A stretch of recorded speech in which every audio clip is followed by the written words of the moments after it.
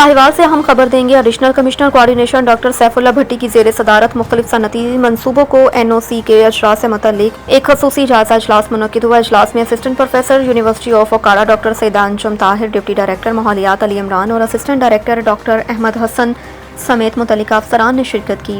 इजलास के दौरान मजमूई तौर पर 11 केसेस का तफसीली जायजा लिया, जिनमें 10 पोल्ट्री फार्म्स और एक भट्टा खश्त के लिए NOC के अजरा की दरख्वास्तें शामिल थीं।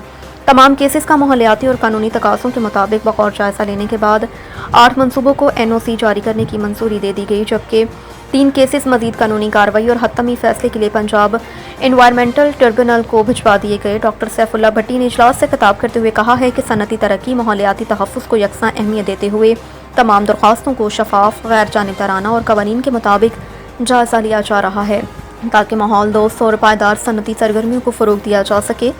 मुस्तनिद खबरों के लिए घराब न्यूज़ को सब्सक्राइब करें, लाइक और कमेंट ज़रूर करें।